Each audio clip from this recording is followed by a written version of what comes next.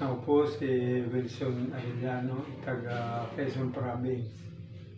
Ako po ay na-stroke at nasabayan po ng heart attack.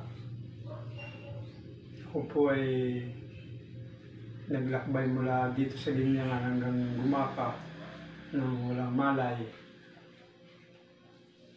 Pero ang ginagawa po sa akin ng aking asawa at ng aking mga kasama, pinapahidan ako ng Permax sa pulso, sa ilalim po ng dila.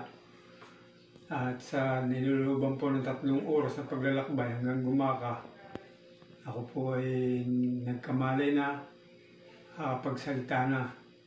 Pero kinakailangan po akong obserbahan. At ako po ay dinala rin nila sa ospital sa Lucena. At pagkarating po doon ay ako'y pinasok sa ICU ng bali 1 araw lang po. Tapos dinala po ako sa kwarto ng 5 araw na confine.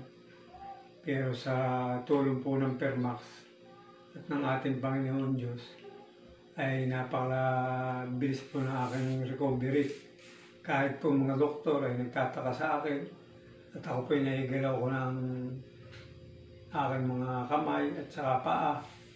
Nakakalakad na rin po ako sa tulong po ng Permax. Katapos po nun ay lumabas na kami at dinala po kami dito sa aming bahay. At sa tulong po ng Permax ay talaga pong napakalaking bagay sa akin. Salamat po talaga sa Permax. Ito po ang nakapagpakuha sa akin, nakapagpagaling. Salamat po lalo tigit sa ating Panginoon Diyos.